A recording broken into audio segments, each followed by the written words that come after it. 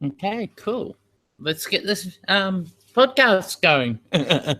Hi, guys, and welcome to the Inside the Brick. If you don't know me, I'm Adam. I am one of the Australians' first YouTubers.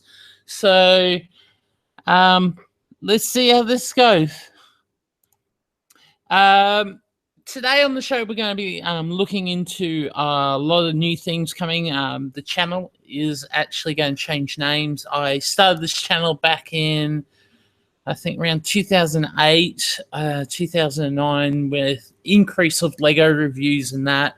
Over that time, I actually have wound up the channel for a while. I've been busy doing Lego shows, tourings, and a lot of other cool events out there. So that's why I'm doing this live broadcast right now, to give you the ingest of what is gonna happen in the coming weeks. Firstly, you'll see down below here, I think it's over this side over here, where it says Brickloft and all that. That's all going to change. All the logos, all the things, even the little logo, oh no, it's over that side. Actually, over that side will be going as well. So, and being replaced with Inside the Bricks logo and everything. The channel name we hopefully will be changing in the coming weeks. It mightn't be Inside the Brick. It might be something, but Inside the Brick is going to be the new YouTube channel.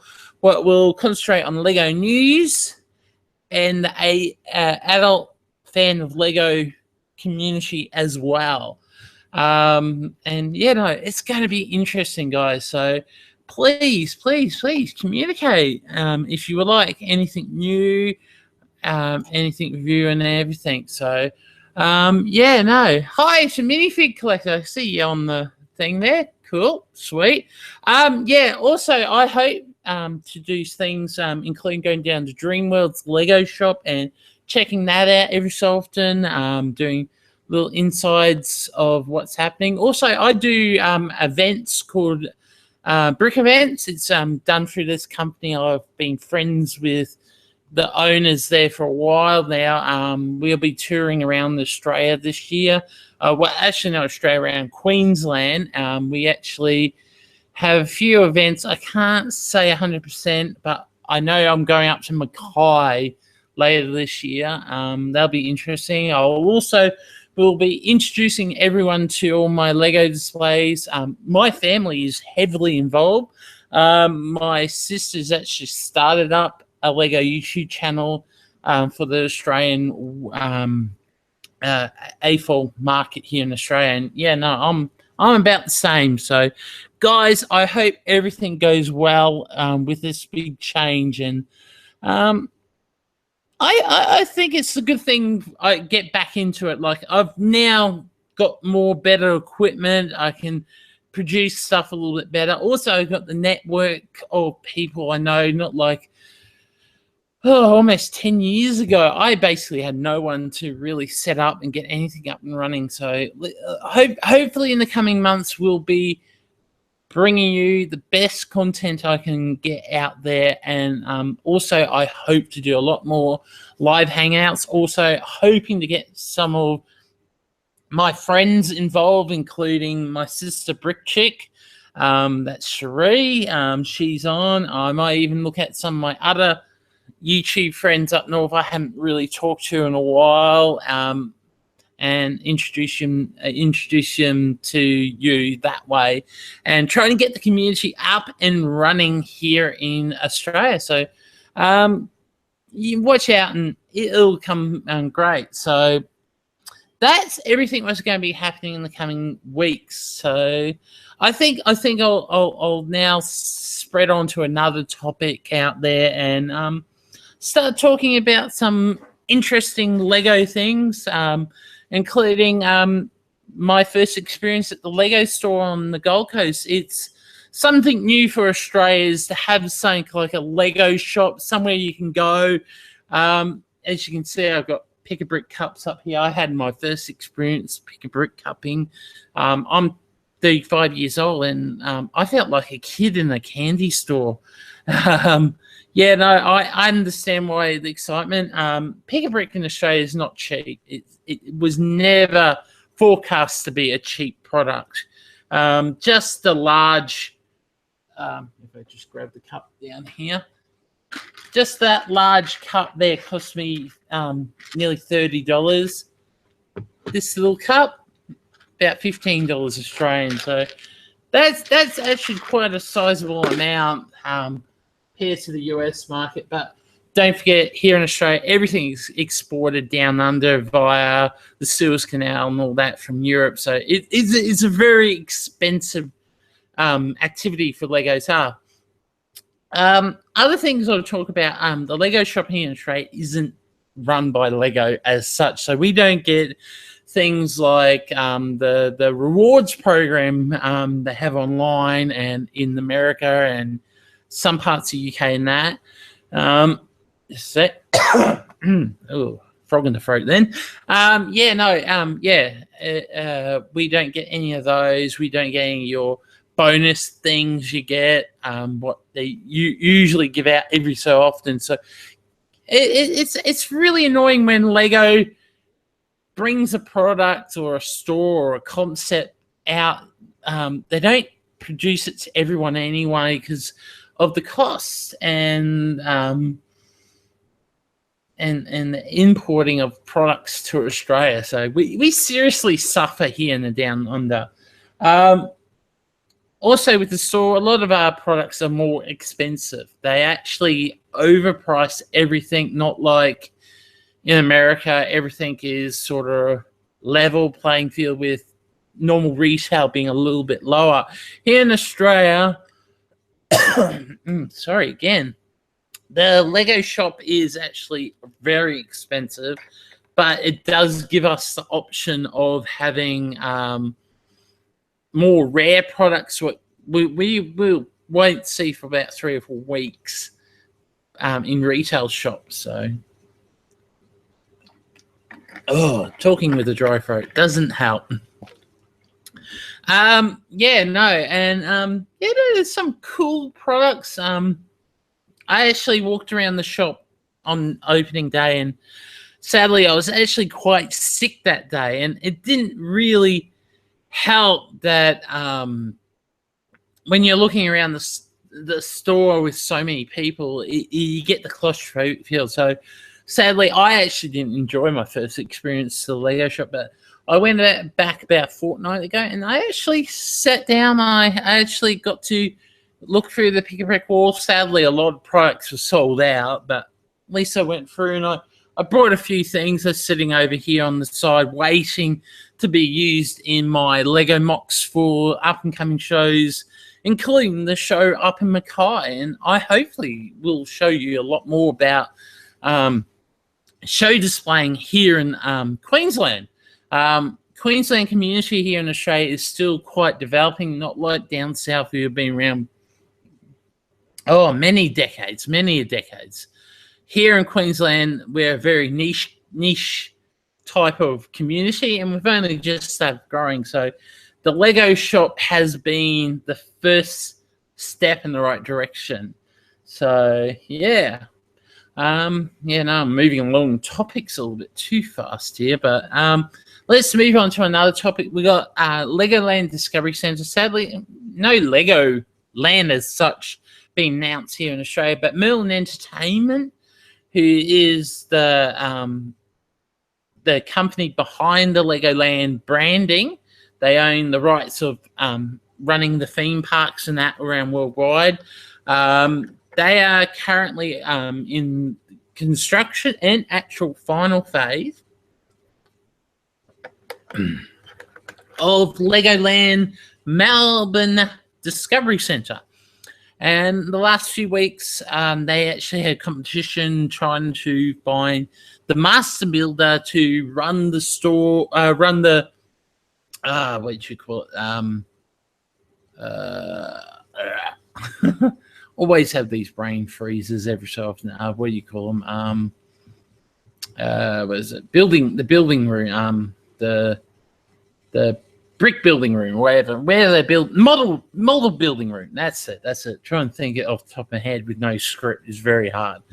And they ran through it. They got a guy, and from the sound of it, they might be able to drop this guy because he has not ran to Legos and Merlin Entertainment's family atmosphere, so he has something online what really has actually offended people, and he is probably going to be replaced. So they're not sure what's happening there. It's a little bit shady news at the moment. Hopefully something will be sorted out before opening what is due to be opening sometime in April. I think it's the first week of April or last week of March. I can't remember. Sadly they had big toe. But moving along with the Legoland branding here in Australia, there has been rumours for a while that there is an actual Legoland in the development. Earmarked for probably 2020, 2025, somewhere in that region. I should try and do this in a less hot period of the day. If you haven't worked that we're in the middle of summer, that's what the noise is above is my fan running. Running back into Legoland. Legoland is on its way to Australia. At the moment, we're down the list. I think Japan opens soon, and I think that's when they'll start processing into Legoland Australia. Now, I'm going to run some theories through here. I've been watching Merlin Entertainment's rundown of all their things, starting right back when they actually invested into Australia, buying out a lot of major animal parks and major attractions here in Australia. And one of the major purchases they just done recently, other than the Melbourne Aquarium, what's now Sea Life, they brought Underwater World at Mooloolaba on the Sunshine Coast. And now this is where the theory has come in that Queensland is getting the Legoland branding, is that Merlin Entertainment has been looking at properties on the Sunshine Coast over the past 5 to 6 years now. And there's a few properties they've been looking at, including they've been looking at Big Pineapple site. There's a vacant allotment opposite Caloundra horse racing track down there.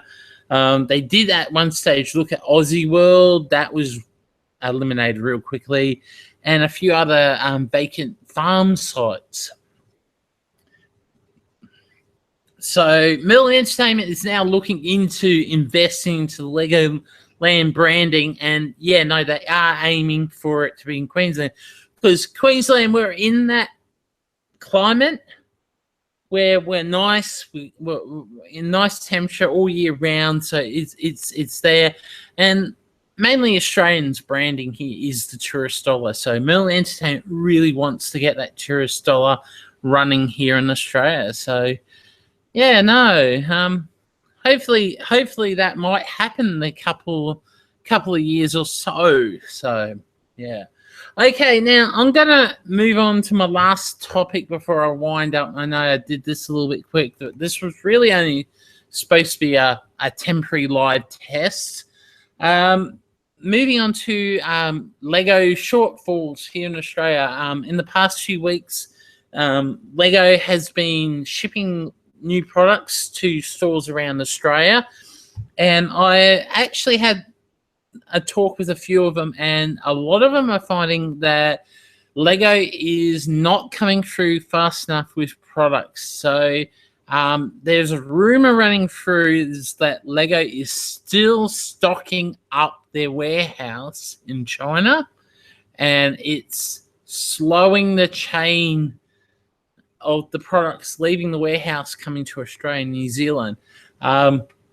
most places, like even our Lego shop here on the Gold Coast, my Kmart here, and a few other shops I've talked to, they had ordered products for release at release time. They were supposed to receive them, but something has happened to the Lego products, and we don't know what Lego's playing at or what it is, or is it to do with this new factory, or not factory, I mean, it's a distributing warehouse they've set up in China to service the Asia Pacific region. Hopefully that would fill the gap, and it seems like it's missed the mark this time around. So sadly, we're still sitting here twiddling our thumbs, waiting for products to come out. A lot of our February products are now starting to flow in, but there's still a lot of January products still missing here in Australia, especially with Lego Batman. Lego Batman was really late to Kmart. Kmart got it real late. Their products are showing up after, well, other retailers are fully sold out. So it's been really hard on Lego trying to get products out there. So you think, how does Lego produce products and not come through at the right times? And it's been real hard on us collectors, us AFOS, even children out there who have been heavily waiting on these products to come out. And something in the supply chain has let us down.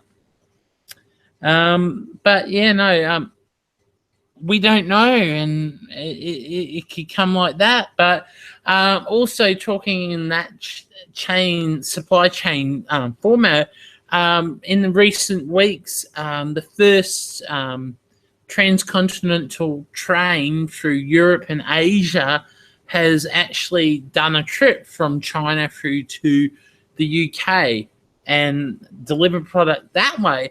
I wonder if Lego will look into actually using that transcontinental railway instead of shipping around the Suez Canal, what takes a lot longer than running a normal product format, what takes anywhere up to 6 weeks to get down to Australia, and that's via many ports.